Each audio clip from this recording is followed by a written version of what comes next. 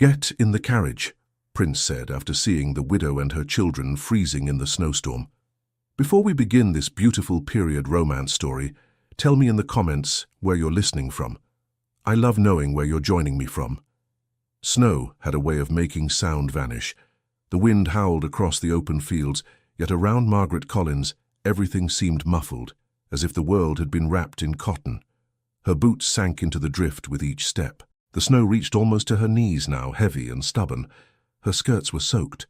The hem had frozen into a stiff, jagged edge that struck her ankles with every movement. "Stay close to me," she said, glancing back. Thomas trudged behind her, his small jaw clenched in determination. He was 8, trying hard to be older. He held his sister's hand so tightly that Eliza whimpered, but did not let go. The little girl's cheeks were red with cold.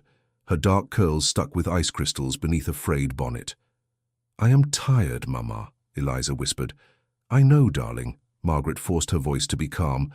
"We shall reach the next village soon. There will be a fire and warm bread and a bed with real blankets. You will see." She was lying. She had no certain village, no sure bed, no coin left in her pocket. But she had to keep them moving. If they stopped, the cold would creep into their bones. She could not allow that. Her breath came out in ragged clouds. Once, when she lifted her head, she saw that the road was little more than 2 lines pressed into a white world. The fields on either side had vanished beneath the storm. The sky was a grey curtain without shape. Thomas coughed, a dry, stubborn cough.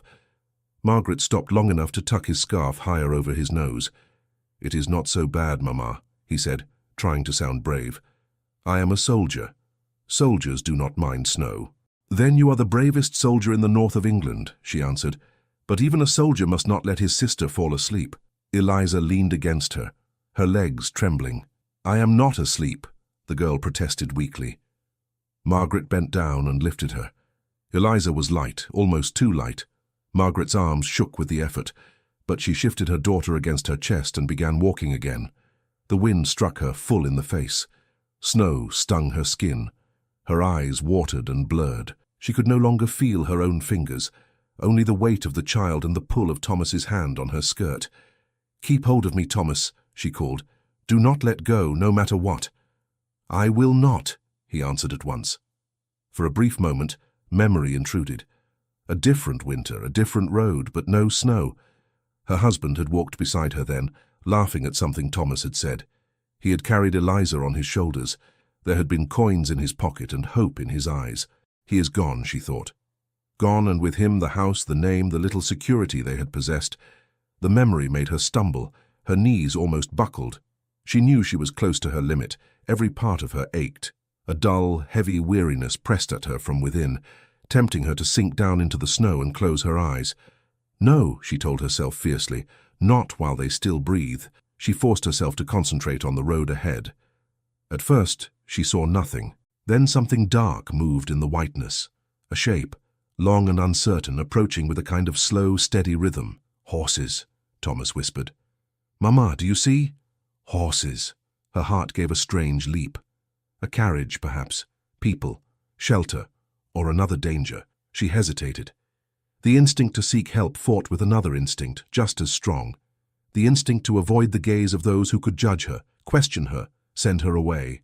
The shape grew clearer.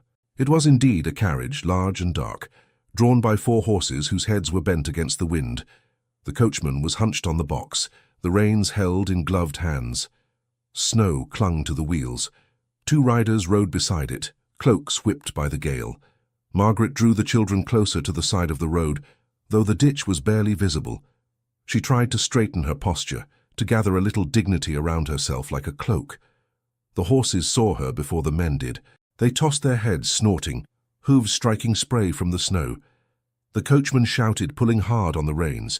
The carriage rocked and slowed, then came to a halt a few yards away. One of the riders turned in the saddle, peering through the storm. "There's someone on the road," he called. "A woman with children."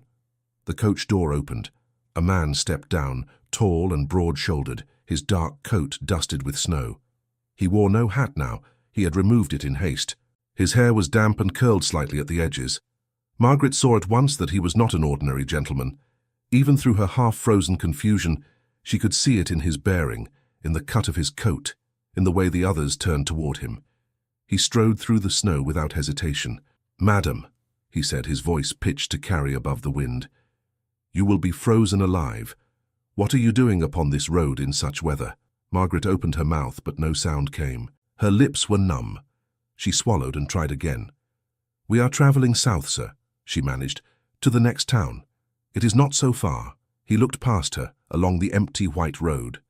"In this storm, it may as well be the other side of Scotland," he said sharply. Then his gaze returned to her and softened. "You are at the end of your strength, you can hardly stand." She stiffened at that.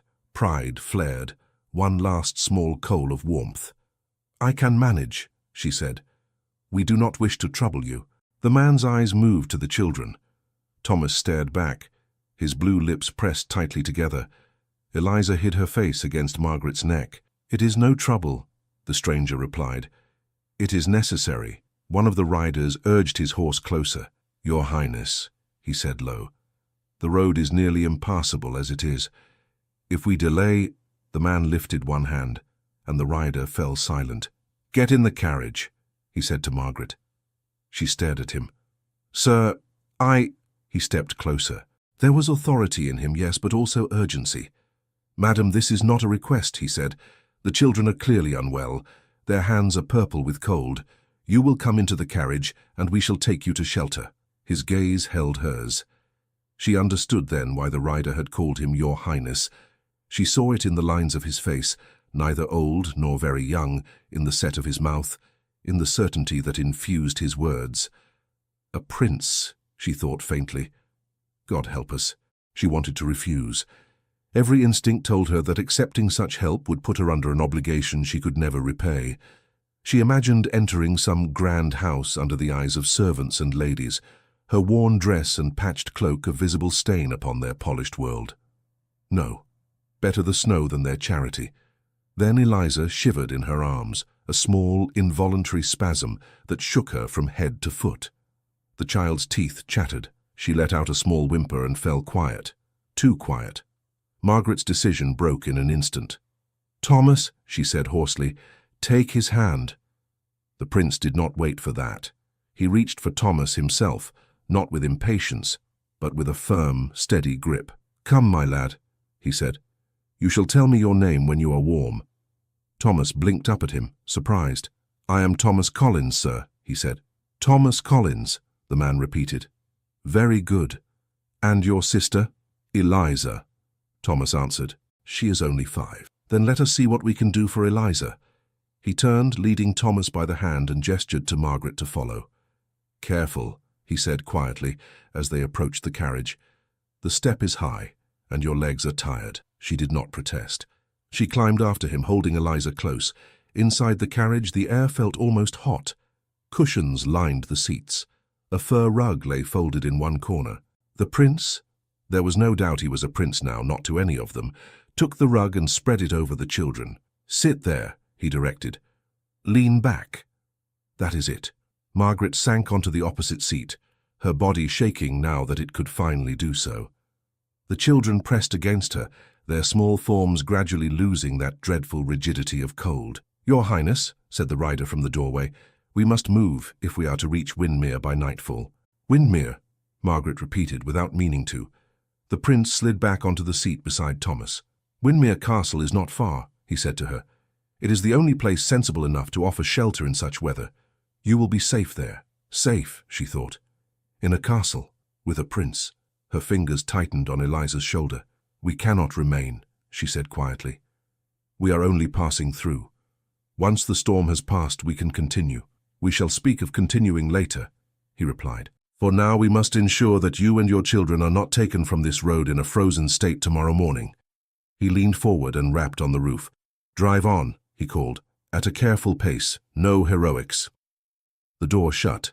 The carriage lurched, then began to move. The wheels crunched through the snow.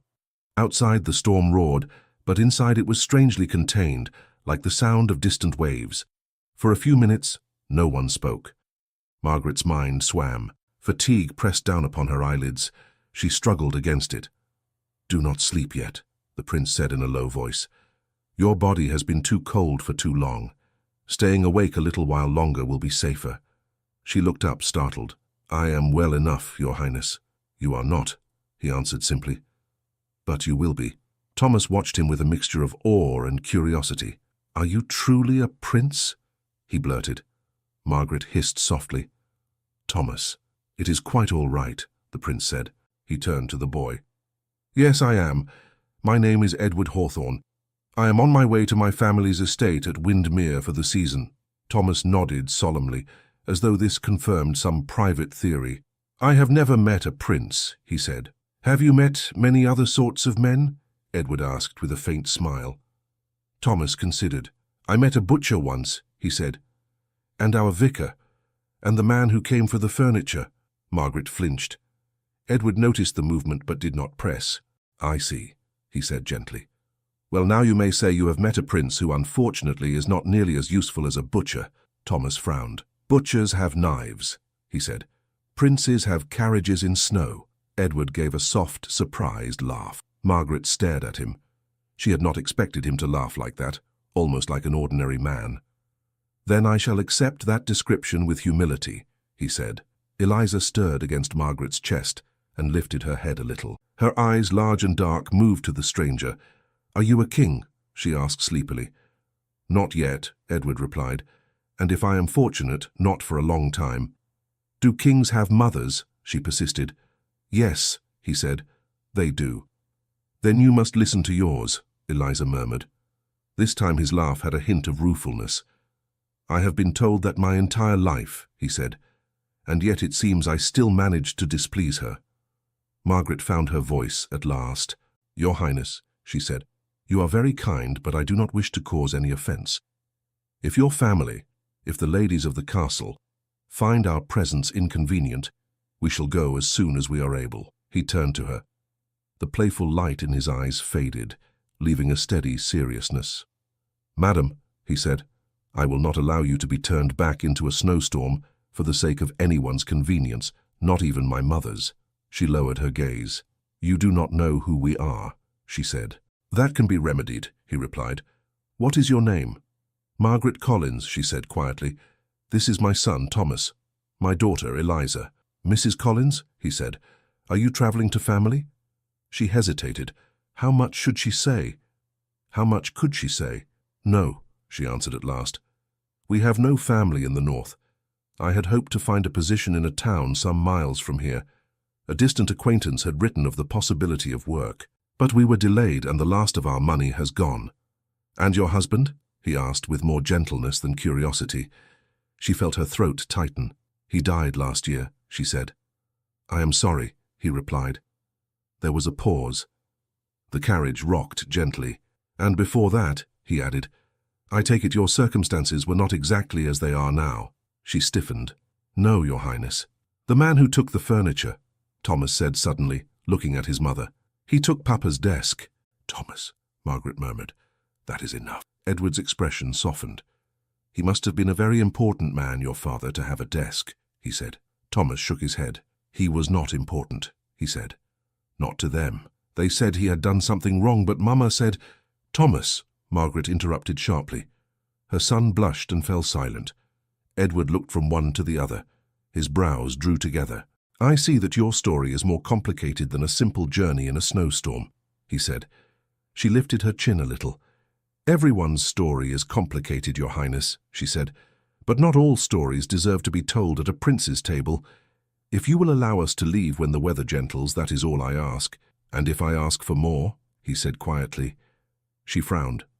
More? More of the story, he replied.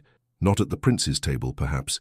Only here as Edward Hawthorne, a man who saw a woman and 2 children nearly frozen on a road and wishes to understand how such a thing came to be. Margaret swallowed hard. I do not wish to seem ungrateful, she said.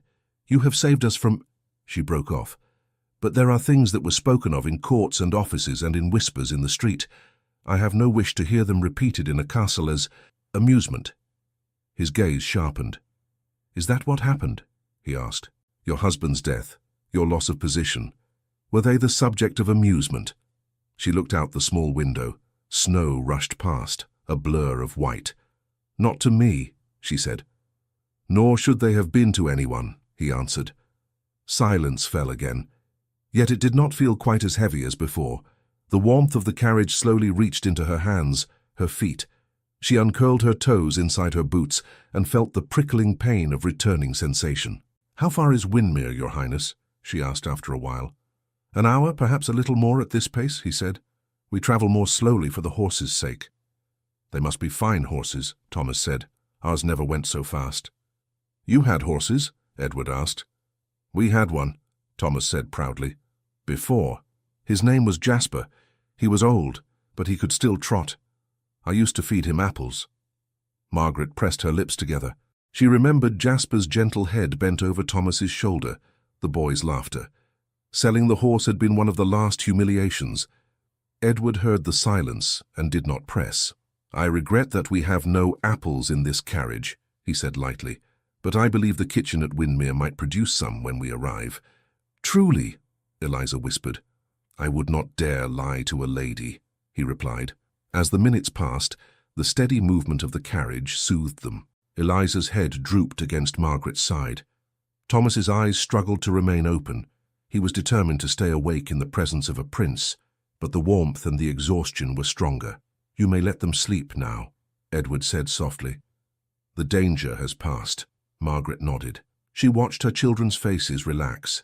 For the first time in many months, they slept without fear of being roused to move on, to hurry, to hide. She felt an ache in her chest that was almost as sharp as the cold had been.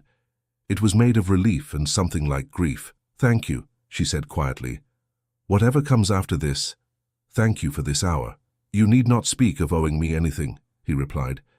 "If there is a debt, it is society's for allowing you to reach such a state." She almost smiled. "Society does not pay its debts, Your Highness," she whispered. "Then perhaps I must begin the fashion," he said. Time passed. The light outside dimmed. The storm eased a little, the wind losing some of its vicious edge. When Margaret looked out again, she saw the faint shapes of trees, the suggestion of a road that was more traveled, the shadow of hills in the distance. At last, she saw lights. Not the scattered, humble lights of a village, but clusters of lamps in ordered lines. They shone against walls and reflected off snow-covered stone. The outline of a great house emerged from the twilight, its windows glowing golden. Her breath caught. "That is Windermere Castle?" she asked. "Yes," Edward said. "Do not be alarmed. The walls are less unfriendly than they appear at first glance." The carriage slowed, then passed under an arch. Voices called to one another. Dogs barked. The wheels rolled onto a cleared courtyard. The door opened. Cold air rushed in again, but it felt less threatening now, edged with the scent of smoke and cooked food. A footman lowered the steps. Another man in fine livery waited at the bottom, bowing as Edward stepped out. "Your Highness," he said, "we were not expecting you until tomorrow. The weather was worse than anticipated," Edward replied, "and we found travellers upon the road. Mrs. Collins, if you will give me your hand." Margaret gathered the sleeping Eliza into her arms and took his offered hand with her free one. She stepped down, the courtyard spinning around her for a moment with the sudden change. Thomas followed, blinking in the lamplight. Servants stood near the entrance, some with lanterns, some with folded cloths. Their eyes widened as they saw the state of the new arrivals, the shabby cloak, the children's thin garments, the prince's hand steadying the stranger. The man who had bowed first straightened. He was older, with a lined face and a manner that suggested long service. "Your Highness," he said again, more cautiously, "shall I have rooms prepared in the east wing for Mrs. Collins and her children?" "Yes," Edward said at once. "They will require hot water, linen, and a good fire. See that they are lodged comfortably." There was the smallest pause, barely more than a breath, but Margaret felt it. She saw the fleeting flicker of surprise in the man's eyes. "As you wish, sir," he said. A younger servant, standing a little behind, leaned toward him. Margaret could not hear the first part of his whisper, only the last words as she and the children passed. She heard the man murmur almost under his breath that bringing a stranger into Windermere would surely cause trouble. Margaret pretended she had not heard. The words followed her across the courtyard anyway, clinging like snow to her skirts. Trouble. Of course she would bring trouble. She held Eliza tighter and kept her eyes fixed on the wide doors of the castle. Inside, the air wrapped around her like a sudden embrace. Heat, light, and the faint scent of wax and roasting meat filled the hall. Her head swam with the change, the great space, the high ceiling, the polished stone. They blurred together. "Mrs. Collins," the older servant said, stepping closer, "if you will come this way." His tone was carefully respectful. Not warm, not cold. Measured. Margaret nodded. "Thank you." Thomas's hand caught her sleeve. "Mamma," he whispered, "it is enormous." "Hush," she murmured back. "Mind your step." They followed the steward along a corridor lined with portraits. The painted eyes of long-dead men and women looked down on them. Margaret kept her gaze on the floor. Her boots left damp prints behind her. "You will forgive the haste," the steward said. "We were not expecting, that is, the castle was not told of additional guests. We shall make you comfortable." "There is no need," Margaret began. He stopped at a door in a quieter passage and opened it. "There is every need, madam," he said. "His Highness has given his instructions." The room beyond was modest compared to the hall, but to Margaret it might as well have been a palace. There was a small fireplace with a crackling fire, a bed with thick quilts, a narrow truckle bed beside it, a washstand, a chair, everything clean. A maid stood waiting inside, her hands folded. She was young, with a round, kind face. "This is Bess," the steward said. "She will assist you. If you require anything, you may ring the bell there." Margaret looked at the bell pull as if it were some exotic device. "Thank you," she said again. The steward inclined his head. "I am Mr. Atkins, the house steward," he added. "Welcome to Windermere, Mrs. Collins." Welcome. The word sounded strange. When he had gone, Bess stepped forward. "Let me take the little one, ma'am," she said softly. "Your arms must be aching." Margaret hesitated, then let Eliza be lifted from her. The child murmured but did not wake. "We shall put her in the big bed for now," Bess said. "You too, once you are undressed. I'll bring hot water at once. Cook will have broth and bread sent up." Thomas hovered by the door, torn between curiosity and uncertainty. "You may come in, young sir," Bess told him with a smile. "We won't bite. Are you hungry?" Thomas nodded, then tried to straighten his shoulders. "I could eat a little," he said. "A little," Bess echoed. "Good, because that is what we have in this castle. Only a little." Margaret felt a sudden, unexpected laugh rise in her throat. She swallowed it quickly. "You are very kind," she said. "I do not know how to thank you." "No need for that," Bess replied. She looked her over, quick and efficient. "We'll have you warm in no time. Those clothes will have to be dried. I'll find something for you to wear in the meanwhile. One of the older gowns from a guest chest, perhaps."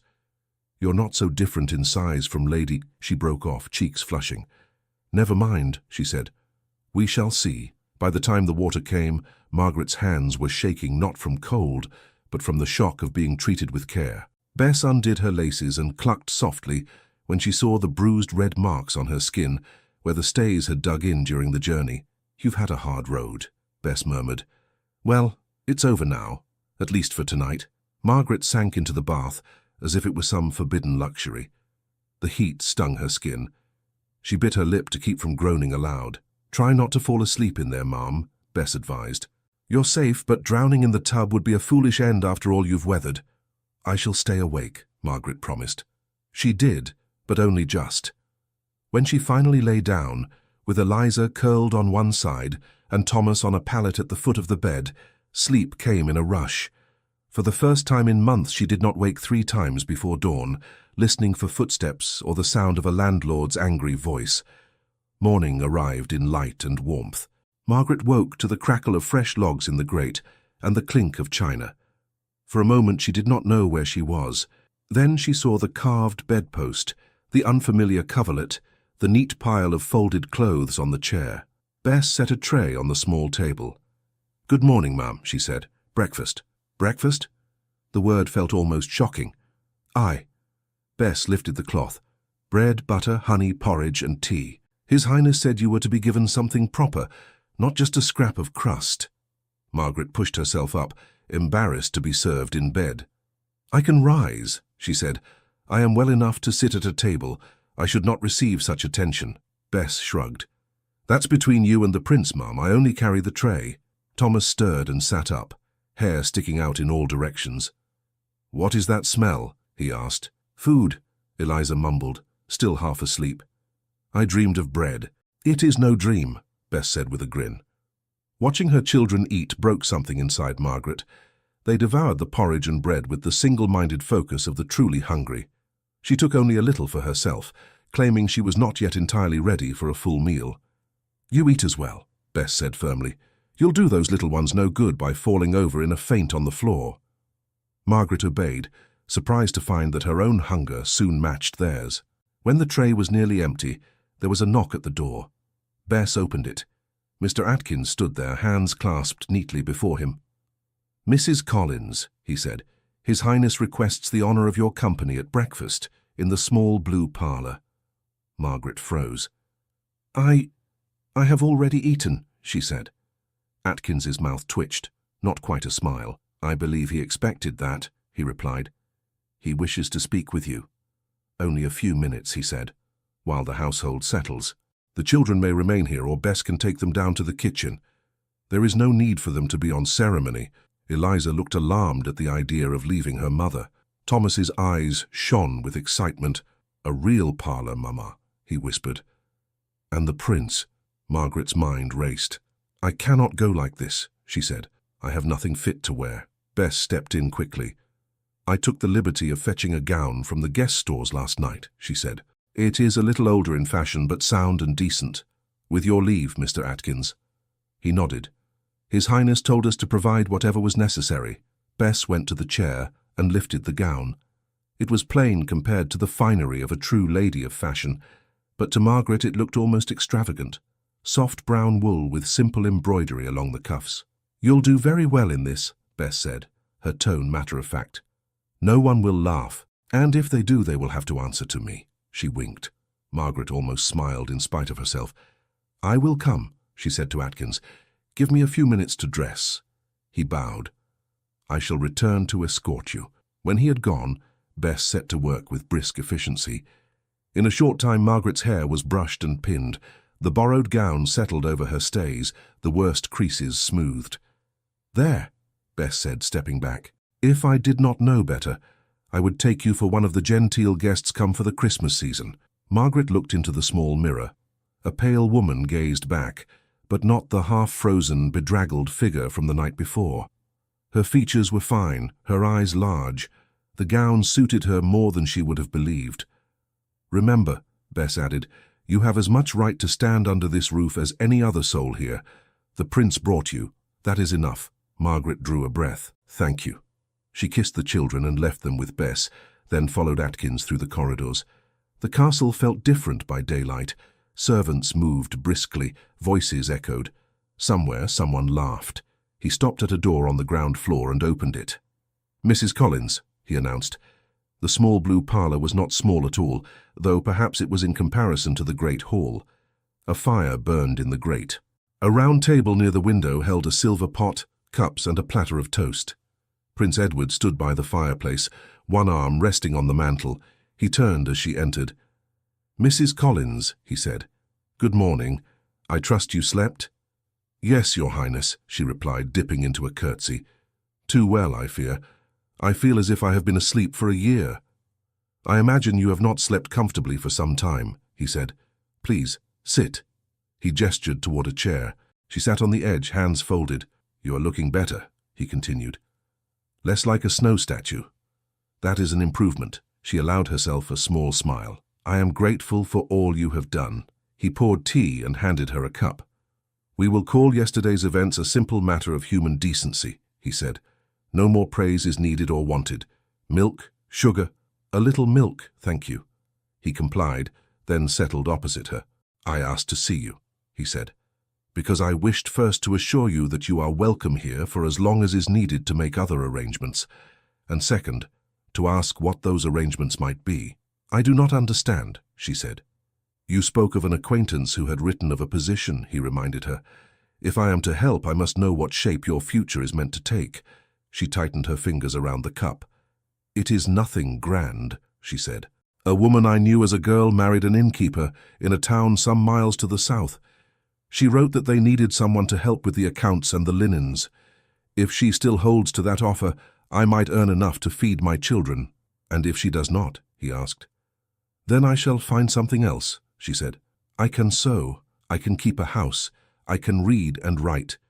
We shall not starve, Your Highness. Not if I can move my hands. His brows rose slightly. You read and write? He repeated. Yes, she answered, surprised. I was taught as a girl. My husband wished me to assist him with some of his papers. You surprise me again, he said. You would make a better secretary than some men I know at court. She shook her head. Those men at court are not widows with 2 children and no name. On the contrary, he said, some of them might be improved if they were. Against her will, a short laugh escaped her. It was quickly smothered. I do not wish to be a burden, she said. If we may remain until the roads are safe and perhaps for a day or 2 more while I write to my acquaintance, that is more than enough. I have already ordered that a letter be sent to your friend in this town you mentioned, he said. Bess coaxed the direction from you last night, I believe. It will go with the morning post. In the meantime, there is no need to speak of leaving. She stared at him.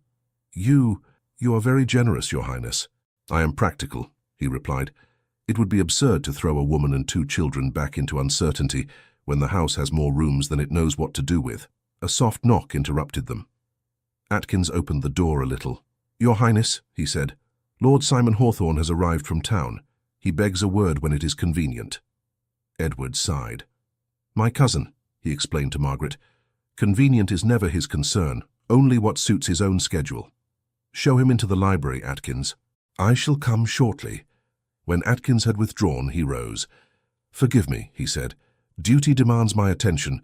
Will you be comfortable here a while? Yes, Your Highness, she said, rising too. I should not keep you. You keep me from nothing I would not gladly avoid, he said dryly. But I suppose I must hear what news London has vomited into his eager ears. She hesitated. Your cousin will not be pleased to find strangers here, I think, she said. That is my concern, not yours, he replied. You are under my protection, Mrs. Collins. Whatever gossip may flutter through these halls, remember that. He gave her a brief, reassuring nod and left the room. She sat again, alone with her thoughts and the sound of the fire. For a few moments, she allowed herself to enjoy the warmth, the faint clink of china, the sensation of safety. Then the door opened once more. A woman entered without waiting to be announced. She was tall and elegantly dressed, her dark hair arranged in a smooth, shining coil. Her eyes swept the room and came to rest on Margaret. Oh, the lady said, I had thought His Highness was here. I see I was mistaken. Margaret rose at once. I believe he has gone to the library, she said. He was called to meet Lord Simon. Of course he was, the lady replied. She stepped further into the room. And you are Mrs. Collins, Margaret said quietly. Mrs. Collins, the lady repeated as if tasting the name. I am Lady Beatrice Fairfax. My father is the Earl of Marwood. I am staying at Windermere as a guest of the family. Margaret curtsied. How do you do, Lady Beatrice? Lady Beatrice's gaze ran over her borrowed gown, her simple hairstyle, the hands that still bore faint roughness from hard work. Atkins told me that His Highness brought company from the road, she said. I admit I did not expect to find that company seated in the blue parlour. I was invited to breakfast, Margaret answered, keeping her tone even. Invited, Lady Beatrice murmured. How very thoughtful of him. She moved toward the window, looking out at the white fields. The storm has been unkind this year, she said. So many poor souls affected. You must have suffered greatly. From where did you come? A small village to the north, Margaret said. We lived there for some years. I was born farther south. And your husband? Lady Beatrice's voice was smooth. He is dead, my lady. How very inconvenient for you, Lady Beatrice said, then caught herself and smiled as if to soften the words. Forgive me. I did not mean to sound unfeeling. It must be very difficult travelling alone with children. Yes, Margaret replied simply. Lady Beatrice turned back to her. I am sure His Highness meant only to be charitable, she said. He has an unfortunate habit of acting with his heart rather than his head. He saved my children, Margaret said quietly. For that, I can only be grateful. I suppose one cannot blame him for that, Lady Beatrice conceded. Children do have a way of touching even the most guarded of hearts. She moved closer, her smile fixed. Tell me, Mrs. Collins, she said, how long do you expect to stay at Windermere? As long as His Highness permits, Margaret said, and no longer. Lady Beatrice replied. Then perhaps for all our sakes he will not permit over long. There was no malice in her tone, only mild impatience, as if she spoke of an unwelcome shower during a picnic. Before Margaret could reply, a figure appeared in the doorway. Beatrice, the new arrival said, you have ambushed the poor woman already. You might give her time to breathe. He was a man in his 30s with the same dark hair as the prince, though his features were sharper, his mouth thinner. His eyes, however, held a spark of humour. Lord Simon, Lady Beatrice said, you know I only seek to protect His Highness's interests. From the dreadful danger of gratitude, Simon returned lightly. He stepped into the room and bowed to Margaret. Lord Simon Hawthorne, at your service, Mrs. Collins, she supplied. Margaret Collins. He straightened slowly. Something flickered in his expression. Collins, he repeated. How interesting. Lady Beatrice's head turned. You know the name, Simon, she asked. Who in London does not, he replied, though perhaps Mrs. Collins would prefer that we did not recall why. Margaret's spine went cold. I do not understand, she said. Oh, I think you do, he answered, still in that conversational tone. Collins, once of the Treasury Office, accused of certain irregularities. There were hearings, inquiries, whispers in every corridor. A most unpleasant business. Lady Beatrice's eyes widened a fraction. Surely this is not the same family, she said. There cannot be so many Collinses who fell from comfort into poverty in so short a span, Simon replied. He studied Margaret. You were the wife, I presume. The room felt suddenly smaller. My husband's affairs were his own, Margaret said. I wish to speak of them no more. Of course, Simon said smoothly. We are not in a court here. Only a house that values its reputation. Simon, Lady Beatrice murmured in warning. He smiled, but his eyes did not soften. We must be cautious, he said. Bringing strangers into Windermere might be generous, but when those strangers bear names that recall scandal, well, we may find that Mrs. Collins's presence at Windermere stirs up old, unpleasant stories. The words hung in the air like smoke. Margaret felt them settle on her skin. Old, unpleasant stories. She had lived inside those stories for a year. Now they had followed her even here. I had not thought my name so widely known, she said. Oh, you must not flatter yourself, Simon replied lightly. It was the circumstances, not the person, that attracted attention. A clerk accused of mishandling funds in a government office, papers gone astray, numbers that did not match. You remember the gossip, Beatrice? Vaguely, Lady Beatrice said. I recall that there was some confusion, but such matters are beyond me. The confusion, Simon said, ended with one man dead and several others relieved, that the whole affair had been neatly contained. Margaret's hand tightened on the back of her chair. My husband was not a thief, she said quietly. He made mistakes under pressure. Others took advantage. It killed him. I will not have his name repeated like a tale at supper. Simon's brows rose, but he inclined his head. As you wish, he said. I meant no offence. That is not strictly true, Lady Beatrice observed. He smiled faintly. Perhaps not, but I mean none now. The sound of footsteps in the corridor spared Margaret from replying. Edward entered the room, the faint flush in his face suggesting that his conversation in the library had not been entirely pleasant. Simon, he said, you have found your way to the Blue Parlour already. I see you have met Mrs. Collins. We have been introduced, Simon replied. I could hardly miss the opportunity, given the interest her name once generated in London. Edward's gaze sharpened. Her name is of no concern to you, he said. She is my guest. That should be enough. Of course, Simon said easily. I am only anxious that you not expose yourself to unnecessary difficulties, cousin. The world is too fond of talking about you as it is. Edward's jaw clenched. The world may talk about what it likes, he said. I will not allow it to dictate whom I help when I find them half frozen on my doorstep. Margaret stepped back slightly.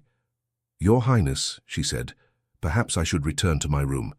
I did not mean to cause discord. You have not, he said immediately. If there is discord, it is of older origin. Simon spread his hands. I have no wish to quarrel, he said. I am only reminding you that every action you take is watched. When you appear to take an interest in a lady whose past is clouded, people will draw conclusions. Edward's eyes flashed. My interest is in her welfare, he said. If anyone chooses to see more in it, that is their own folly. Lady Beatrice's gaze moved between them, thoughtful. Perhaps we might let the matter rest for now, she said smoothly. We have guests arriving for the season. There will be more than enough for the house to discuss. Yes, Edward said. Let us, Mrs. Collins will remain at Windermere until I say otherwise. That is the end of it. He turned to Margaret, his voice softening. If you prefer solitude, you may always return to your room, he said. But you are also free to walk in the halls, in the grounds when the weather allows, to take the air in the gallery. This house is not a prison. Thank you, she said. I will trouble you as little as possible. You are not a trouble, he said. His tone was firm enough that even Simon did not answer. The days that followed settled into a strange pattern. Margaret discovered that life in a great house ran on its own rhythm. Bells rang, footmen hurried, fires were lit and tended, meals appeared and vanished, people came and went. She and the children occupied a small corner of it, sheltered but visible. The first morning she ventured beyond her room alone. She did so with caution. Bess had encouraged her. You cannot stay shut away forever, the maid said. If you do, they will say you are ashamed. Walk as if you belong, ma'am. That will confuse them. I do not belong, Margaret replied. Perhaps not, Bess said, but they do not need to know that. Margaret went. She chose the portrait gallery because Bess had said it was often empty during the day. The long room smelled faintly of polish. Sunlight filtered through tall windows, catching the gilt frames. She paced slowly, pretending to examine the painted faces. Her thoughts wandered. She heard footsteps behind her and stiffened. Mrs. Collins. She turned. A man she had not yet met stood near the door. He wore the livery of a senior servant. Yes, she said. I hope I am not intruding. Not at all, he replied. I am Mr. Kelly, the butler. Mr. Atkins mentioned that you might need directions at times. If there is anywhere you wish to go, you have only to ask. Thank you, she said. I was only walking. He looked at her for a moment, his expression unreadable. The household is adjusting, he said carefully. We are not accustomed to unexpected guests of your situation, but His Highness's word is law here. I have no wish to disturb established order, she said. I know what houses like this require. You do? He asked, a hint of curiosity in his voice. I grew up in one not entirely unlike this, she said. Smaller, of course, less important. But the rules are the same. The wrong guest at the wrong time can upset everything. He nodded slowly.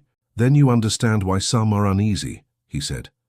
But you also understand that nothing truly serious can happen to you here while you are under His Highness's protection. Yes, she said. I understand. He inclined his head and withdrew. Rumours worked more quickly than footsteps.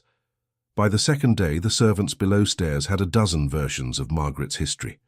In one, she had been the daughter of a wealthy merchant who had run away with a clerk. In another, she had betrayed her husband and caused his disgrace. In yet another, she was entirely innocent, and her husband had been ruined by corrupt superiors. Bess heard them all. They talk nonsense, she told Margaret frankly, but they would talk whether you were here or not. At least this way their tongues are exercised on something that matters. It does not matter, Margaret said. Not to them. Only to me and my children. It matters if you let it, Bess replied. If you walk with your head high, some will think twice before they whisper where you can hear. It was easier advice to give than to follow. Margaret heard the whispers anyway. Not always words. Sometimes it was the way conversation stopped when she entered a room, the quick sideways glances, the little smiles. Thomas noticed too. Why do they look at us like that? He asked one afternoon in the corridor. How? She said. As if we are something strange, he said. Like the fair's dancing bear. We are strange to them, she answered. They are used to people who wear fine clothes and know which spoon to take at supper. We are different. Is different bad? He asked. No, she said. Not always. Sometimes, though, it hurt. A few days later, the house filled further. Guests arrived for the season, bringing more fine coats, more laughter, more talk. Margaret tried to stay out of their way. She took the children to the west garden when the weather permitted, to a small sheltered corner where the wind did not cut quite so sharply and a few evergreen shrubs gave colour to the snow. It was there that the first real unkindness came.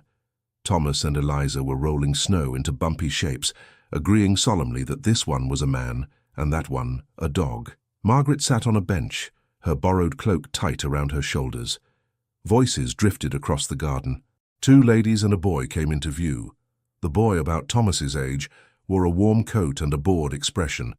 The ladies talked between themselves, paying him little attention. He noticed Thomas and Eliza at once. "What are you doing?" he demanded, marching closer. "Making a snow family," Eliza said, smiling. "This one is Mama." The boy snorted. "That cannot be your Mama," he said. "Your Mama is a charity case." Eliza's smile vanished. Thomas stepped in front of her. "She is our mother," he said. "You ought not to speak of her that way." The boy lifted his chin. "My nurse said the prince brought a poor widow from the road," he said. "She said it was very foolish. My father said it too." "That was unkind," Margaret said, rising. She had not intended to speak, but the words came out before she could stop them. The boy started, then looked her up and down. "Are you her?" he asked. "The widow?" "Yes," she said.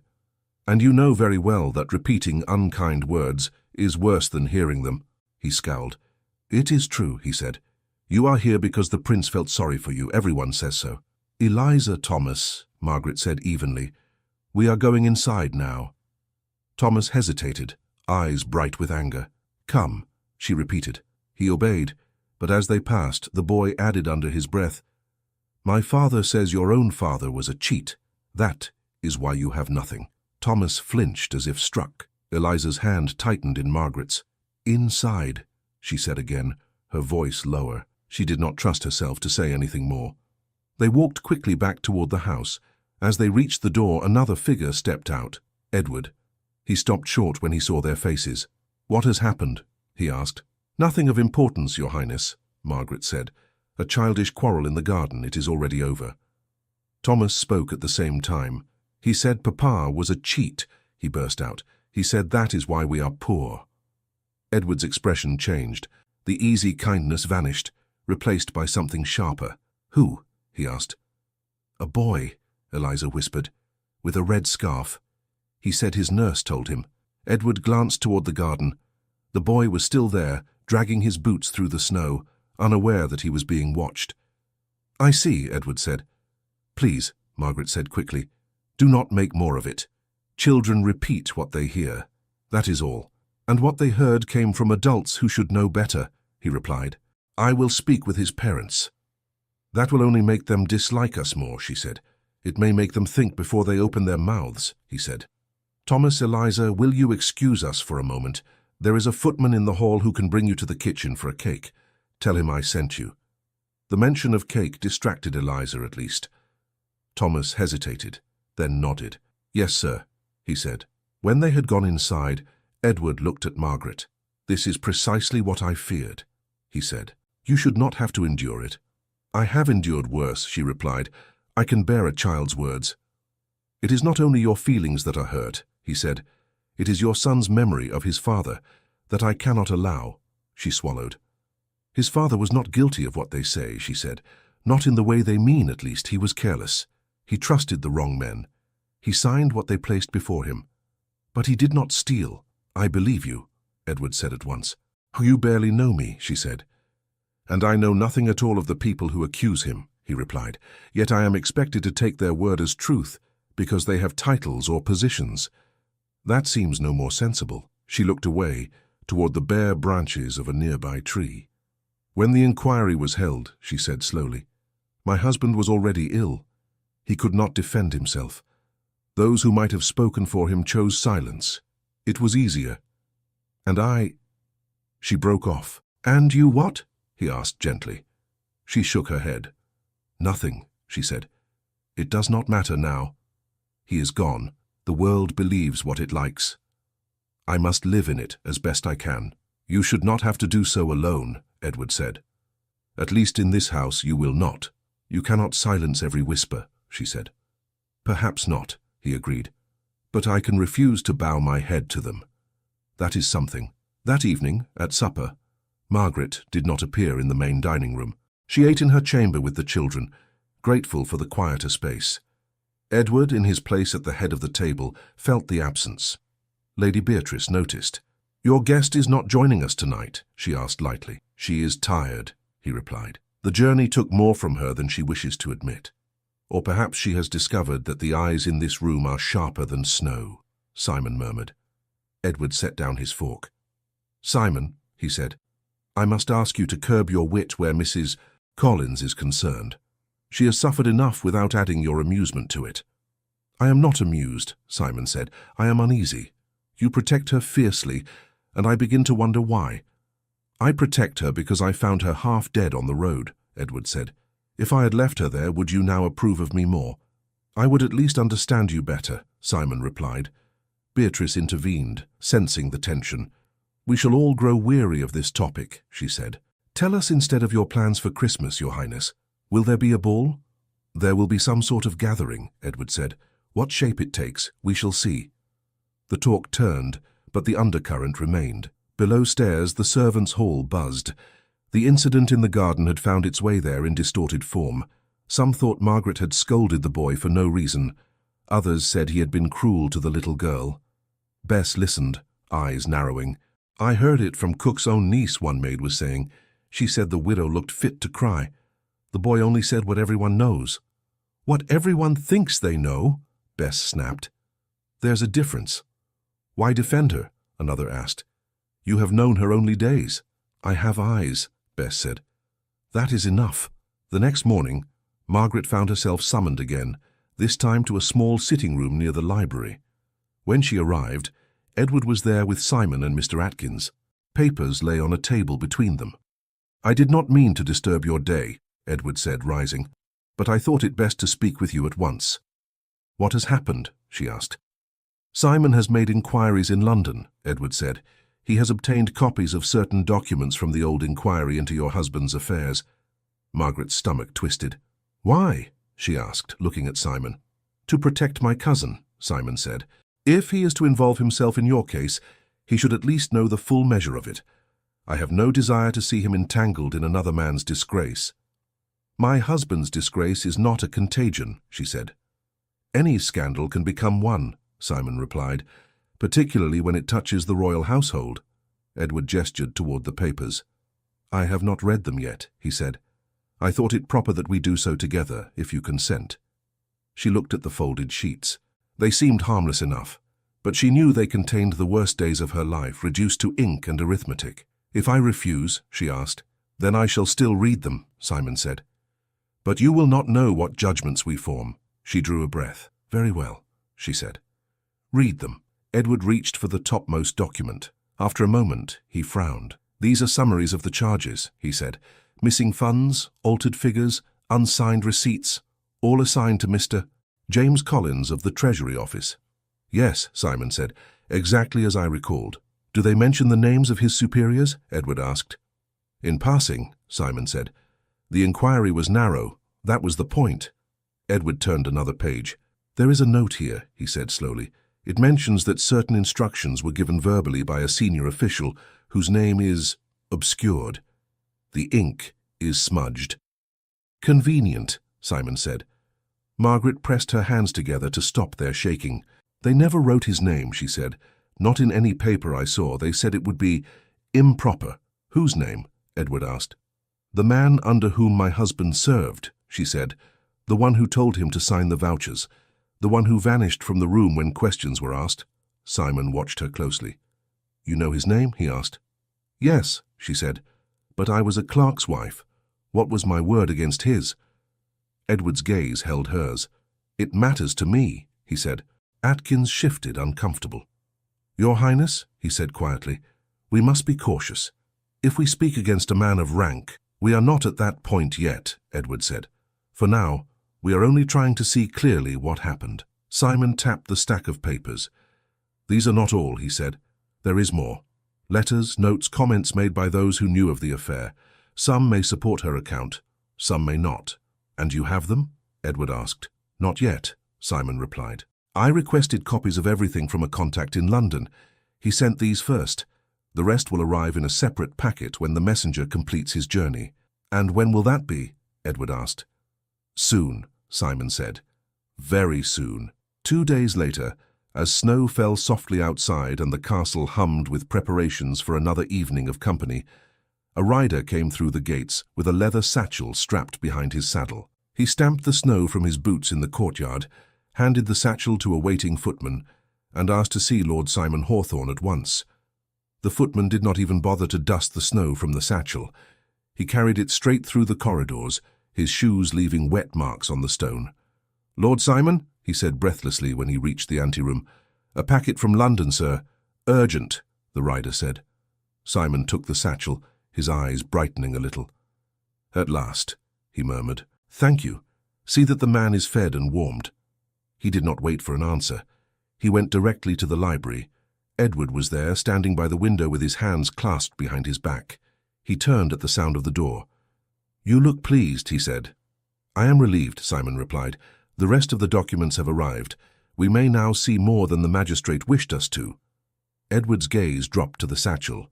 "Then let us not waste time," he said. "Send for Mrs. Collins, please. I will not have this done without her." Simon hesitated only a moment, then nodded. "Very well," he said. "We do it properly." He handed the satchel to Atkins, who had followed him almost by instinct. "Ask Bess to fetch Mrs. Collins," Edward said. "Tell her I request her presence here." Atkins bowed and left. Simon loosened the ties on the satchel and drew out the bundle of papers inside. They were tied with a thin length of ribbon. "I confess," he said, "I am curious what we shall find. I have always had the sense that something sat uneasily beneath the surface of that affair." "You believed her guilty enough to warn me," Edward said. "I believed her unfortunate," Simon corrected. "Guilt and misfortune often share a table. I wished you to know which chair she sat in." Edward said nothing. He watched the door. Margaret did not keep them waiting long. She entered with her hands clasped tightly in front of her, as if they were the only part of her she could control. "Your Highness," she said. "Lord Simon." "Mrs. Collins," Edward said. "Thank you for coming. Please sit." She sat on the edge of a chair near the table. "The rest of the documents have arrived," he told her. "Simon's man has obtained letters and notes from those who knew of your husband's case. I thought you should be present when we look at them." She looked at the bundle in Simon's hand and swallowed. "I am not sure I can bear to hear it all again," she said quietly. "Then you may leave at any time," Edward replied. "Nothing will be forced upon you." She drew in a slow breath and shook her head. "No," she said.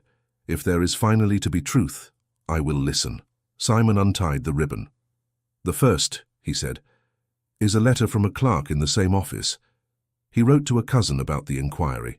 He unfolded the sheet and read, his voice even. "There is much talk here of Mr. Collins and the missing funds. Some say he kept them for himself. Others think he is merely foolish. Yet it is whispered that he did nothing without instructions from the Under-Secretary, who now walks with head high and claims ignorance. No one will speak against him, for he is well regarded and has powerful friends. Mr. Collins is ill and cannot defend himself. It is said that if he dies, the entire matter will be quietly forgotten, which would suit a great many people very well." Silence followed the words. Margaret's hands were white on the edge of the chair. "That Under-Secretary," Edward said. "What was his name?" Simon looked down at the letter again. "It is not written here," he said. "The clerk did not dare put it in ink. But I have another piece that may help." He picked up a smaller note. "This was found among the papers of a solicitor," he said. "He represented one of the other officials. It is not signed, but my contact believes it to be in the hand of the Under-Secretary himself. Listen, I am disappointed that Collins has not shown more backbone. A man entrusted with such matters ought to withstand a little heat. If he continues to fail in his health, we must ensure that the matter is laid firmly at his door before he is beyond censure. It would be most unfortunate if the public were to suspect that those higher up had been careless." Edward's face hardened. "Do we know who wrote that?" he asked. "Yes," Simon said quietly. "The Under-Secretary at that time was Sir Reginald Ashe." Margaret shut her eyes. The name was a weight she had carried for so long that hearing it spoken aloud made her feel oddly lightheaded. "You know the name," Edward said. "Yes," she whispered. "I heard it every day. They said it with admiration. Sir Reginald said jump and the office leapt. My husband trusted him. He believed that if Sir Reginald told him to sign, then all was well.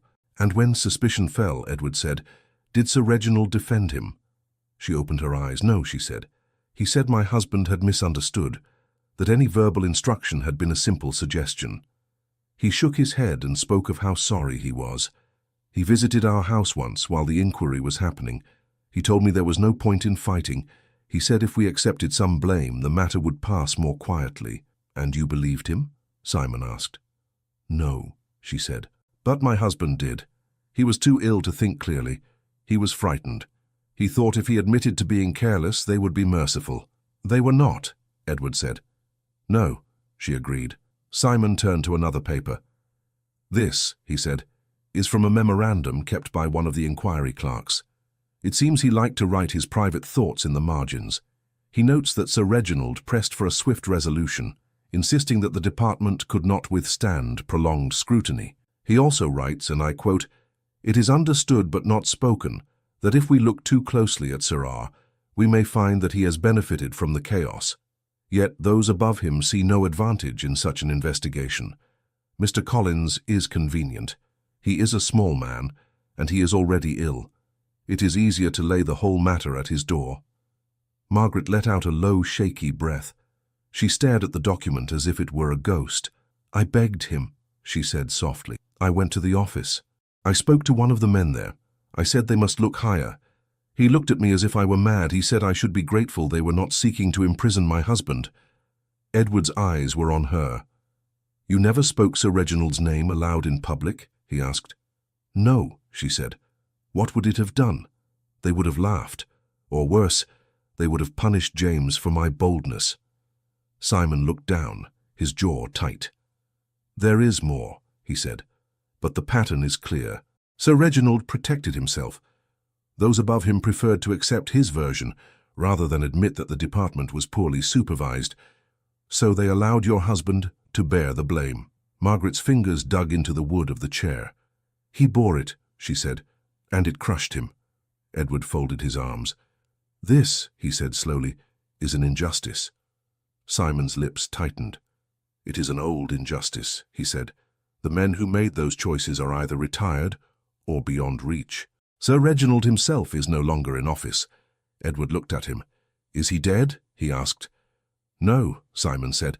"Very much alive, living comfortably in the country, writing letters to the papers about the importance of integrity in public office." Margaret gave a short, choked sound. "Of course," she said. "We cannot drag him into a public scandal without evidence stronger than gossip and marginal notes," Simon said.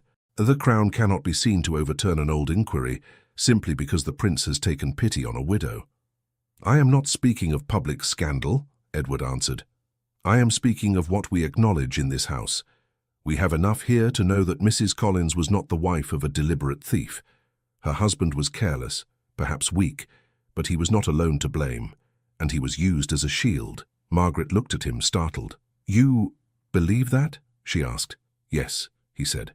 "Do you think I would sit in comfort while a woman I have invited under my roof is silently condemned by a story that is not the whole truth?" She shook her head slowly. "I do not know what princes do," she said. "I have only ever seen them from far away." "Then let me show you," he replied. "In this house, at least, we will speak of James Collins as a man who was wronged. We will not honor his mistakes, but we will not pretend he alone built the ruin that fell on his family." Simon drew in a breath. "That may not satisfy you," he said, "but it is more than most widows receive." "It is enough," Margaret said quietly. "More than I dared to hope." She rose. "Thank you for allowing me to hear it," she said. "If there is nothing more, I should go to my children." "Wait," Edward said gently. "There is something else I must ask." She paused. "What more could there be?" she asked. He looked at her steadily. "When the inquiry was happening," he said, "you knew Sir Reginald's part in it. You could have spoken his name even if no one believed you. Yet you remained silent. Why?" She stared at him, then at Simon, then back. "Do you truly wish to know?" she whispered. "Yes," he said. "Not as a prince. As a man who hopes to understand you." Her throat moved. "Sir Reginald hinted," she said slowly, "that if I kept quiet, if I did not cause trouble, he might see that some small allowance was made. Something to keep us from the very worst. I did not trust him, but I clung to the hope. I thought of my children. I thought if I shouted his name in the street, he would turn all his power against us, and we would be utterly ruined. Perhaps it was cowardice. Perhaps it was wisdom. I still do not know. Simon's voice was softer now. And did that allowance come? He asked. No, she said. Not a farthing. After my husband died, they forgot us. We sold everything. We left town. We were alone. Edward's hands curled into fists at his sides.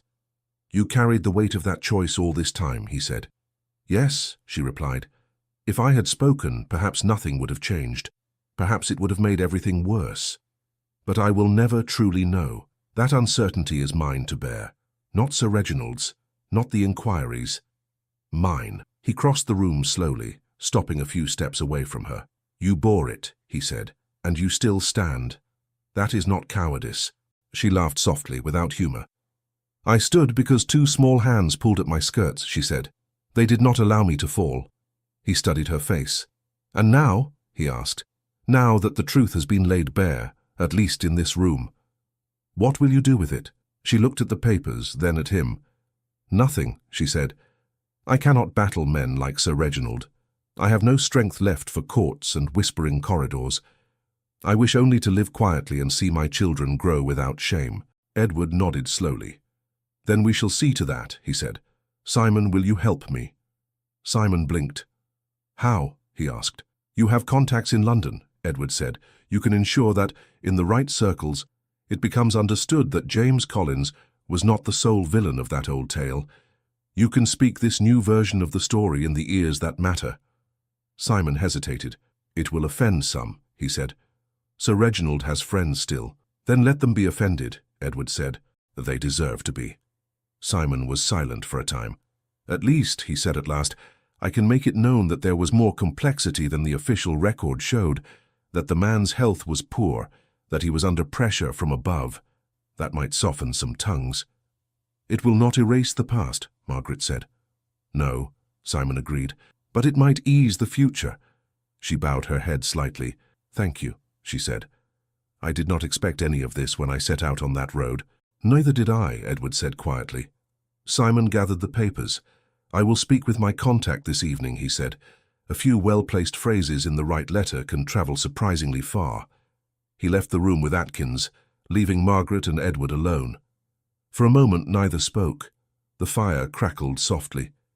You must think me very foolish, Margaret said at last, to have hidden so much, to have allowed you to take me into your house without knowing the full truth. I think you have been afraid for so long that fear has become habit, he replied. It is not easily unlearned. She turned toward the window. You have done more for me in a week than anyone did in the last year, she said. It is difficult to accept. You need not accept it as a debt, he said. I have reasons of my own. She frowned. What reasons? She asked. He did not answer at once. He walked to the window, then back, as if searching for the right words. When I first saw you, he said, I saw only a woman in danger and two children who might die if I drove past. That was simple. Any man with a conscience would have stopped. She opened her mouth, but he held up a hand. Let me finish, please, he said. In the days since I have seen more. I have seen a woman who stands in the midst of gossip and refuses to bend her head. I have seen a mother who would endure any humiliation rather than have her children hear one more cruel word. I have seen patience where there could have been bitterness, dignity where there could have been pleading. Her lips parted, surprised. You do not know what I was like before, she said. I may have been foolish then, vain, complacent. All of that was stripped away. Perhaps, he said, but what remains is remarkable. She shook her head. You exaggerate, she whispered. I do not, he replied. I have known ladies with perfect pedigrees who trembled at the thought of a wrinkled gown. You walked into a prince's house with nothing, and you have never once begged me for anything. Even now, when I speak of clearing your husband's name, you ask only for quiet. Quiet is all I desire, she said. That may be, he said, but I will be honest with you, Margaret. It is no longer all I desire. Her heart gave a sudden, painful jolt at the sound of her name spoken that way. Your Highness, she said quickly, please, you must not say things you will regret. You have responsibilities. People expect... They expect me to marry a lady of rank and fortune, he said. to strengthen alliances, to host dinners where everyone is bored and no one speaks honestly. I know their expectations very well. And you should fulfill them, she said. I am not mocking you. Your duty is real. My duty is to the realm, he said, to govern wisely when the time comes, to show compassion to my people, to protect those who cannot protect themselves. It is not my duty to live my entire life according to the gossip of drawing rooms. You cannot cast that world aside, she said. I do not intend to, he replied, but I can choose how to live within it. She shook her head, bewildered. I do not understand what you are saying, she said. He stepped closer, not so close as to alarm her, but close enough that she could see the seriousness in his expression. I am saying, he said quietly, that in these days, watching you, speaking with you, hearing you, I have found myself drawn to you, deeply, in a way I did not expect and did not seek. I think of you when you are not in the room. I listen for the sound of your children's footsteps. I find myself wanting to see you safe, not only this week, but always. She stared at him. This is gratitude, she said. Pity, perhaps. No, he said. Gratitude is what I felt when you thanked me for a warm carriage. Pity is what I felt when I saw you in the snow. This is something else. Do not name it, she whispered. Please. If I do not, he said, you will go on believing that you are only a guest to whom I owe a favor, and you will leave when the roads are clear. Is that what you want? Her lips trembled. It is what is best for you, she said. Do you always decide what is best for others? He asked gently. I have to, she replied, where my children are concerned. And where I am concerned? He asked. She looked away. You are a prince, she said. I am a widow with nothing. The world would not accept. Do you care so much what the world accepts? He interrupted. Yes, she answered, turning back to him, because the world can hurt you. It can hurt Thomas and Eliza. It can take what little peace we have found and make it taste bitter. I will not allow them to become targets for whispers for the rest of their lives. He was quiet for a moment. You think I do not know what it is to be whispered about? He said. Every choice I make is commented upon. Every step is watched. If I marry some earl's daughter whom I do not love, they will say it is a sensible alliance. If I choose a woman of no rank whom I do love, they will say I am foolish. Either way, they will talk. I cannot live my life by their tongues. Her breath came short. You spoke of duty, she said, of the realm. Would such a choice not weaken your position? It might complicate it, he admitted, but strength does not always come from doing what is expected. Sometimes it comes from standing firm when everyone else bends. She closed her eyes for a moment. You speak as if you have already decided, she said. I have, he replied, at least in my heart. I do not ask you for an answer now. I know you are still shaking from all that has been revealed. I know you must think first of your children. I honor that. But I must be honest with you. I intend, if you can ever trust me enough, to ask for your hand, not as charity, not as gratitude, as a man who loves you. The room seemed very quiet. Love, she whispered. The word sounded almost foreign. Yes, he said simply. I love your courage. I love the way you speak to me as if I am a man and not always a prince.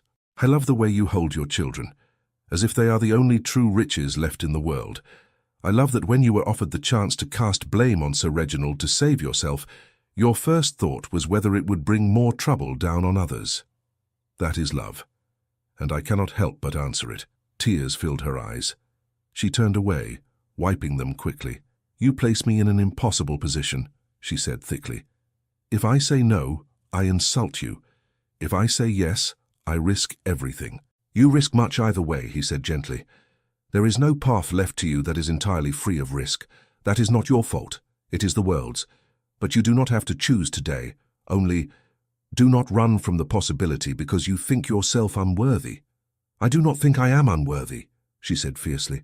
I think the world is unkind. He smiled slightly. On that, he said, we agree completely. She gave a wet, shaky laugh, in spite of everything. I need time, she said. I need to think. I need to speak with my children in ways they can understand. Of course, he said, take all the time you require. I will not press you. And while you think, know this. Whatever you decide, my regard for you will not turn to coldness. You will always have a place here if you wish it. You will not be cast out for declining a prince." She looked at him, searching his face. "I do not understand you," she said, "but I begin to believe you." "That is a start," he replied. A knock at the door made them both turn. "Your Highness?" Atkins's voice came through. "Lady Beatrice requests a moment of your time if you are at liberty." Edward glanced at Margaret. "Are you well enough to see her?" he asked. "Or would you prefer to avoid her for now?" "I am not afraid of her," Margaret said. "If she wishes to speak, let her speak." He nodded. "Come in," he called. Atkins opened the door. Beatrice entered, her expression composed. "I hope I am not interrupting," she said. "You are," Edward said mildly, "but perhaps it is a useful interruption." She looked between them, reading something in the air. "I heard that the rest of the papers had arrived," she said. "That you have been examining them." "We have," Edward said. "They show that Mrs. Collins's husband was not the sole architect of his ruin." "I suspected as much," Beatrice said quietly. "One could feel the imbalance even at the time." Margaret blinked. "You knew of it then?" she asked. "Only as anyone did," Beatrice said. "I am not part of that world of offices and ledgers, but I heard that a man was being used to shield another. I did not know names." She hesitated. "I came," she said, "to say that I spoke with the parents of the boy who insulted your children. I suggested that they teach him more carefully. They were defensive, but I persisted. They have agreed that he was wrong. They will ask him to apologize." Margaret was startled. "You did that?" she asked. "Yes," Beatrice said. "I cannot undo every unkindness you have suffered, Mrs. Collins, but I can prevent a few new ones, or at least try. I was ungracious when you arrived. I see now that clinging to my own expectations of what this house should be made me small." Margaret stared at her. "I do not know what to say," she admitted. "Then say nothing," Beatrice replied. "Only accept that not everyone here wishes you ill." She turned to Edward. "As for you," she said, "I have eyes. I see that your heart is engaged." He met her gaze calmly. "It is," he said.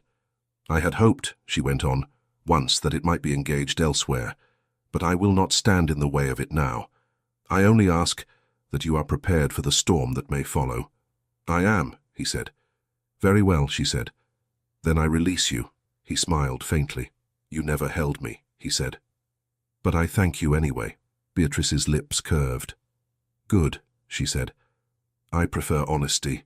She looked back at Margaret. "If you choose to stay," she said, "you will find that the walls of this life are narrower than they appear from the outside. But within them, there can still be warmth.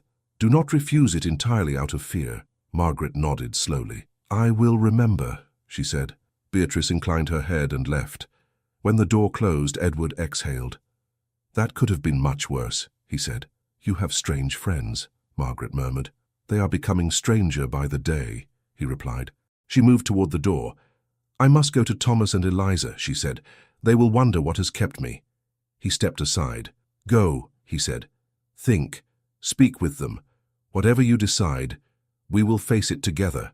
She paused with her hand on the handle and looked back at him. "For the first time in a long while," she said softly, "I do not feel as if I am standing alone against the wind." His eyes warmed. "Then some good has already come of that night," he said. She opened the door and slipped out, her heart full of fear and something dazzlingly close to hope. Winter began to soften.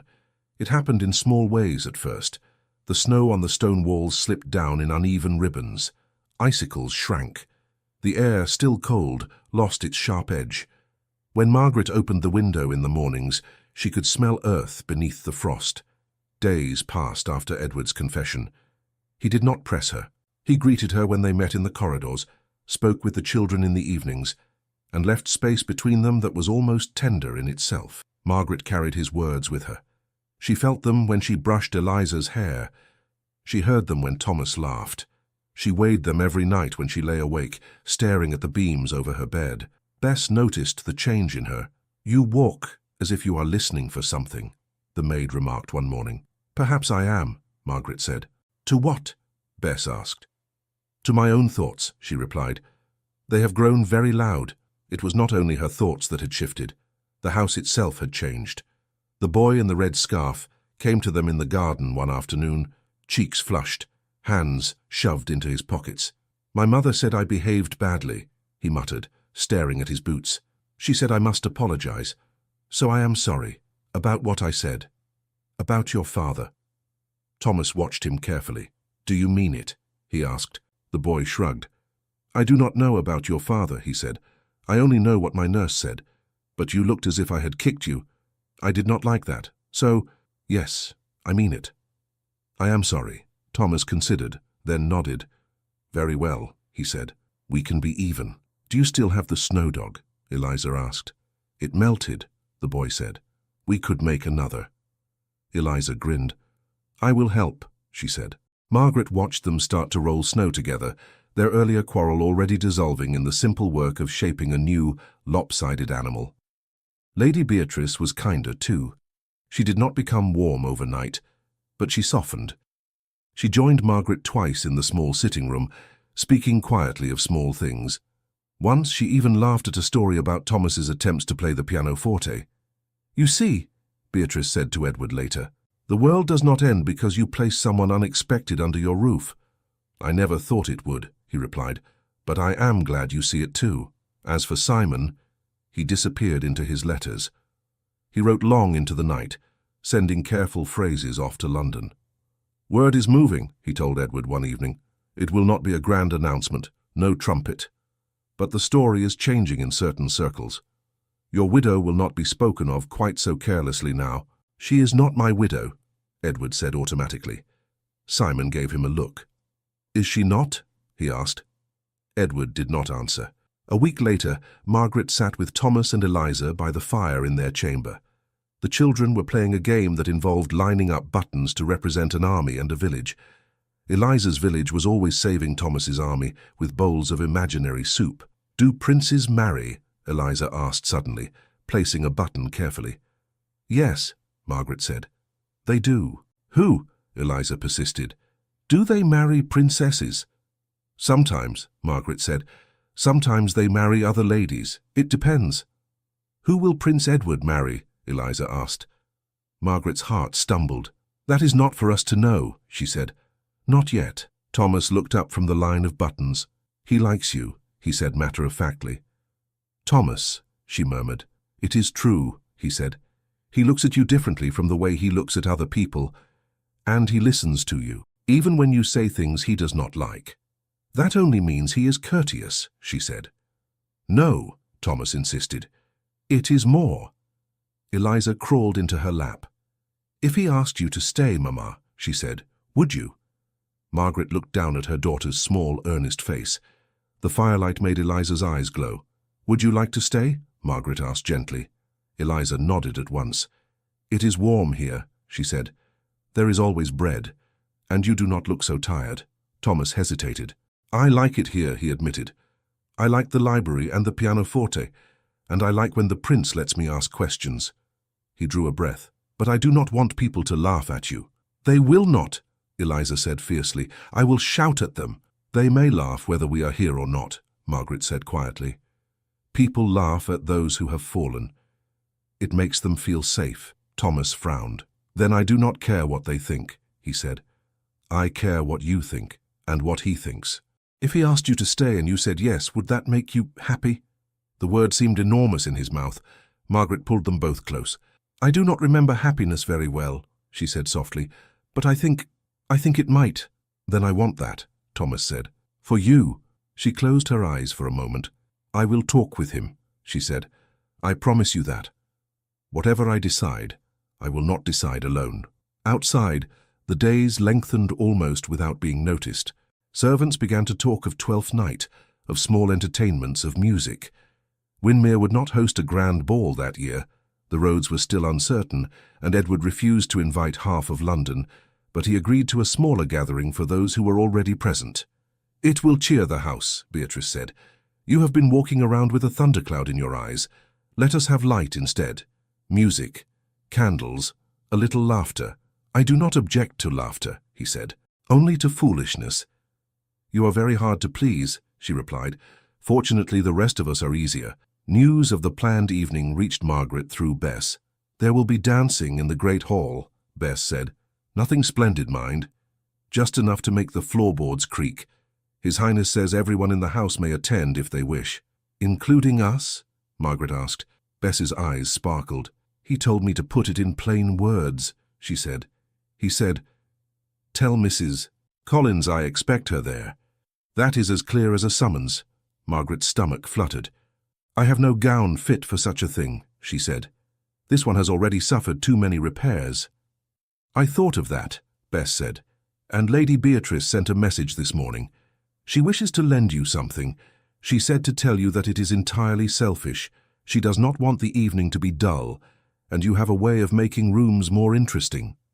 Margaret stared at her. She said that? She asked. She did, Bess said. She is not as cold as she looks. Only careful. Margaret hesitated, then nodded. Very well, she said. I will go. The afternoon of the gathering, Lady Beatrice herself appeared at Margaret's door, carrying a gown over her arm. I come bearing peace and fabric, she said. May I come in? Yes, of course, Margaret said, flustered. Beatrice held up the dress. It is not new, she said. I wore it 2 seasons ago in town. The colour does not suit me as well now that I have grown paler, but I think it will do very well for you. Margaret lifted the fabric. It was a deep blue, simple in cut but elegant. This is far too fine for me, she said. Nonsense, Beatrice replied. It is short in the waist and narrow in the sleeves. I can no longer breathe in it without making a spectacle of myself. Better it adorn someone who can carry it with grace. I do not know how to thank you, Margaret said. By wearing it, Beatrice said briskly, and by not hiding in some corner all night. His Highness will be watching the door more than he should. It will annoy me if you do not appear. Margaret smiled, in spite of her nerves. I will come, she promised. When evening arrived, Windermere glowed. Candles burned in polished sconces. Musicians tuned their instruments in one corner of the hall. The guests, fewer than at a London ball but no less elegant, gathered in small groups, talking, laughing, adjusting gloves. Edward stood near the hearth with Simon. You look like a man about to face a firing squad, Simon remarked. I feel like a man about to do something that cannot be undone, Edward replied. That is what life is, Simon said. A series of things that cannot be undone. Try to choose them well. Helpful, Edward said dryly. Simon's mouth curved. Walk carefully, he said, but do not walk backwards. Edward glanced toward the entrance again. He tried not to, but his gaze returned, almost of its own will. Then he saw her. Margaret stepped into the hall with Thomas and Eliza at her sides. The gown Beatrice had given her fit as if it had been made for her. The deep blue set off the warm tone of her skin. Her hair was arranged more carefully than usual, but not stiffly. There was a flush in her cheeks that owed nothing to the cold. Conversation around them wavered. People turned. Some whispered. Some looked frankly curious. Margaret felt every glance. She kept her head level and her steps steady. Her fingers tightened lightly around Eliza's hand. Thomas cleared his throat. Everyone is staring, he muttered. Yes, she answered. Let them. Eliza squeezed back. I like your dress, she whispered. You look like a story. Edward crossed the hall to meet them. Mrs. Collins, he said, bowing slightly. Thomas. Eliza. I am very glad you came. You invited us, Margaret said. It would have been rude to refuse. I am glad your sense of courtesy is so strong, he replied. His eyes moved over her with open admiration. You are radiant tonight. She felt heat rise at the base of her throat. That is the work of Lady Beatrice and Bess, she said. I did very little. You walked into the room, he said. That is more than enough. He turned to the children. There is a corner set aside for a special supper for the youngest guests, he told them, with sweetmeats and lemonade. Would you like to see it? Yes, Eliza said instantly. Thomas hesitated, looking at his mother. Go, Margaret said softly. I will not be far. Stay together. Edward called a footman, gave brief instructions, and watched the children led to a small, bright corner where other boys and girls already sat. When he looked back at Margaret, the hall seemed to recede a little. May I ask you something? He said. Here? She asked. In front of all these people? I have grown weary of hiding what matters to me, he said quietly. But if you prefer privacy, I will wait. She took a breath. Ask, she said. If I faint, you may blame Beatrice's gown. He smiled. Not even I would dare, he said.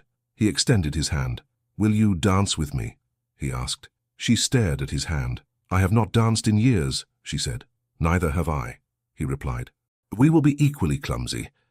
She hesitated, then placed her hand in his. His fingers closed around hers, warm and sure. The musicians began to play, not a formal, complex set, but a simple country dance, softened for the hall. Couples moved into place. Margaret found herself facing Edward, then turning, then stepping in time almost without thinking.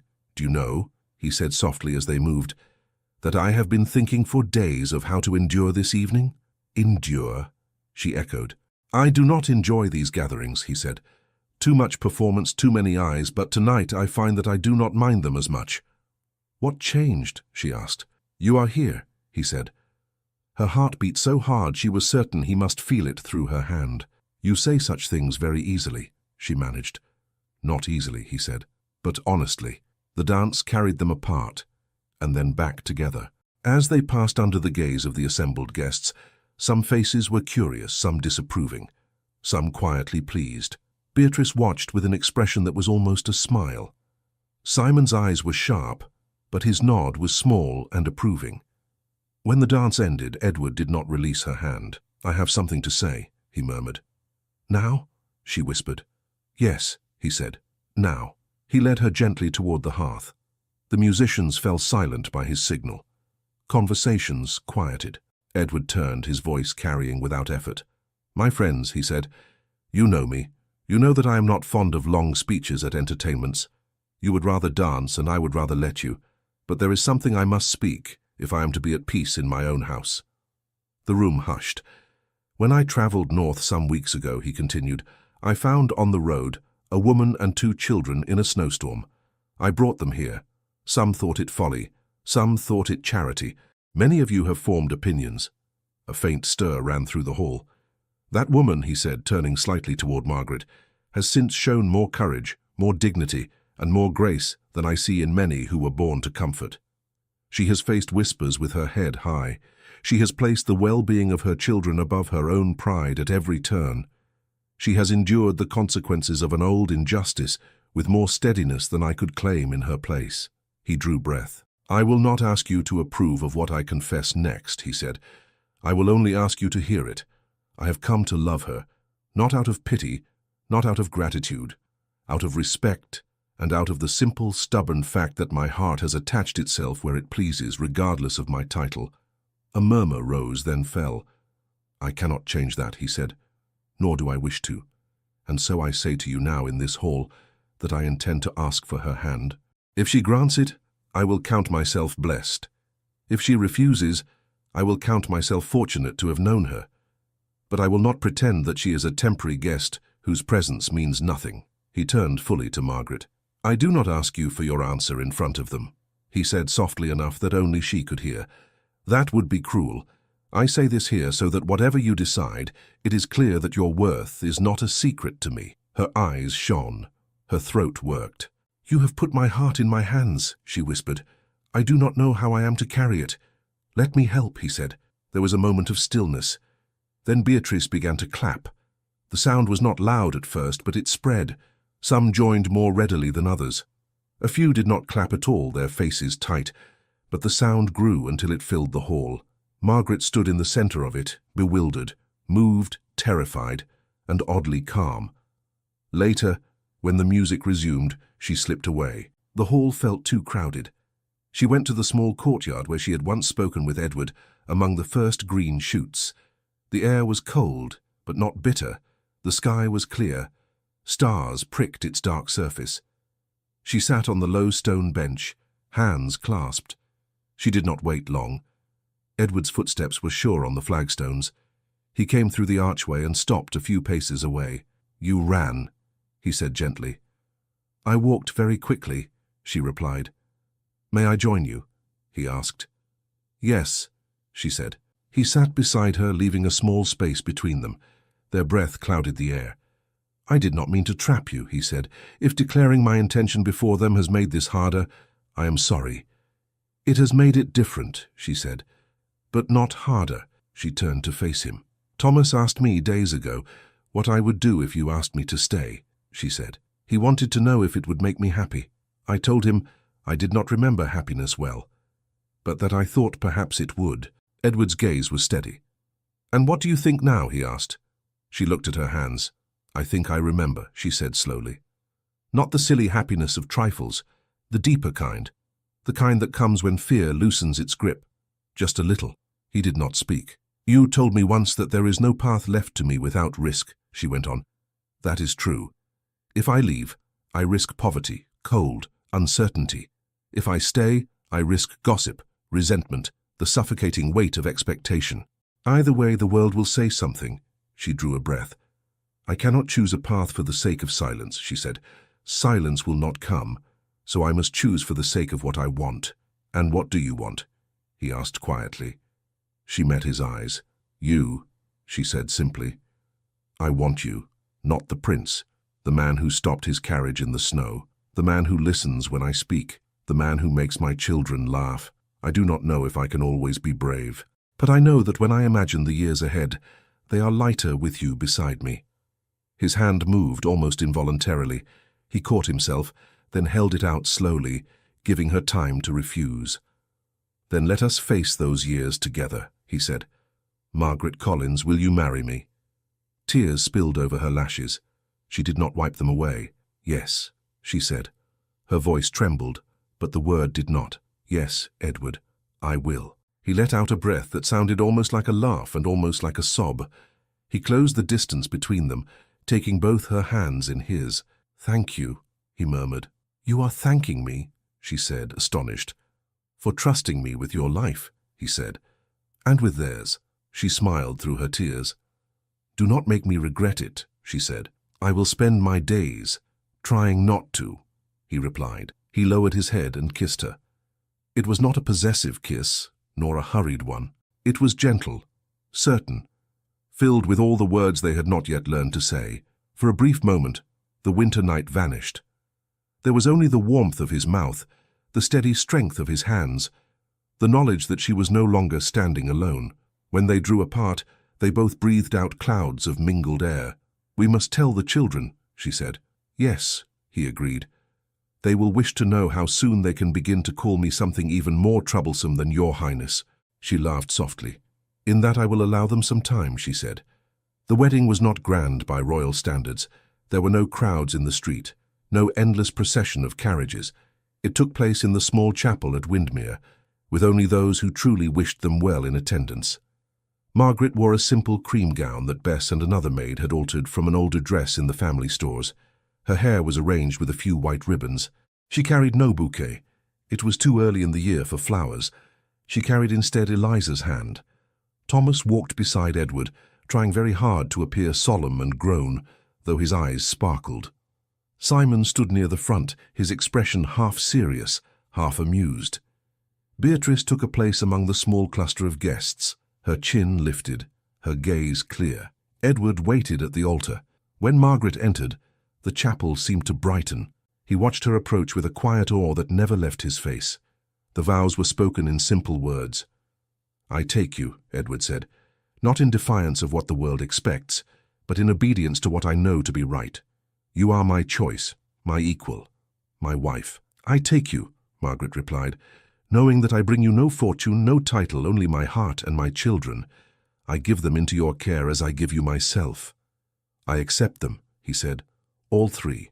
When the clergyman pronounced them husband and wife, there were no cheers from a crowd, only the soft murmur of those gathered, the small clap of Eliza's hands, the proud, quick wipe of Thomas's sleeve across his eyes. Edward kissed his bride there in the chapel. The kiss was brief and reverent, yet full of promise. Later, in the small reception that followed, Beatrice raised a glass. "To unexpected storms," she said, "and to the doors they sometimes open." Simon added, "To the prince who stopped his carriage, and to the lady who had the courage to step inside." Margaret looked at Edward. "If you had not spoken, I would have died in that snow," she said quietly. "If you had not trusted me, I would have driven on and spent the rest of my life wondering whom I had left behind," he replied. Spring came slowly to the north. Snow melted in uneven patches. Grass appeared, shy at first, then bolder. Trees budded. One afternoon, Weeks after the wedding, Margaret stood at the window of their sitting room looking out at the fields. Edward joined her, carrying a book he had not been reading. "Thomas is in the stables," he said. "He is very earnest about learning to ride properly. He says a prince's son should not fall off a pony." "He is not your son by blood," she reminded him gently. "He is my son now," Edward said. "Blood is not the only way a bond is formed." "And Eliza?" she asked. "She is in the music room with Beatrice," he said. "They are arguing over who should play next. I believe Eliza is winning." Margaret smiled. "She will win often," she said. "She has a stubborn heart." "I know someone else like that," he replied. She leaned into him, her head resting against his shoulder. "Do you regret anything?" she asked. "Truly?" He was silent for a moment. "I regret that I did not pass that stretch of road sooner," he said. "I regret every night you spent in fear before I knew you. I regret that the world is not kinder. But no, Margaret, I do not regret this, not a single breath of it." She closed her eyes briefly, letting the truth of that sink into her bones. "Sometimes I still wake in the night," she said. "I think I am back on the road. I hear the wind. I feel the children shivering. Then I remember where I am." He tightened his arm around her. "When that happens," he said, "wake me. We will remember together. And then we will look at where we are now." She nodded. Below in the courtyard, a carriage waited to take Beatrice back to her father's house for a time. The lady stood by the door, speaking with Simon. They both looked up at the window at the same moment and lifted their hands in brief, friendly salute. "Do you think they will ever approve without reservation?" Margaret asked. "Some will," Edward said. "Some never will. But their approval is not the measure of our life." "What is?" she asked. He looked down at the fields, at the faint line of the road where snow had once nearly swallowed her. "Moments like this," he said. "Quiet, ordinary, full." She turned her face up to his. "Do you remember your first words to me?" she asked. "Yes," he said. "I have replayed them often."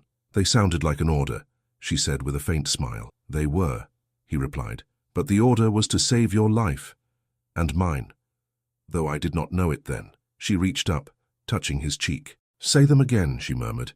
He laughed softly. "There is no snow," he said, "no storm, only this room." "Still," she said. "Say them." He held her gaze, his eyes warm, his voice low. "Get in the carriage," he said. She smiled, tears bright with joy this time, not sorrow. "I did," she whispered, "and it brought me home. Thank you so much for listening to this story all the way to the end. We hope it moved you as much as it moved us while telling it. We'd love to hear your thoughts. Leave us a comment telling us where you're listening from and what you liked the most. Rate this story from 0 to 10. What score would you give it? If you enjoyed this story, don't forget to subscribe to the channel and leave a like as a show of support. That really motivates us to keep creating and sharing more stories full of emotion and life lessons. And before we go, we want to remind you that an exciting and heartwarming story recommendation will appear on the final screen. If you'd like to enjoy it, just click on the video. Thank you once again for being here, and we'll see you in the next story.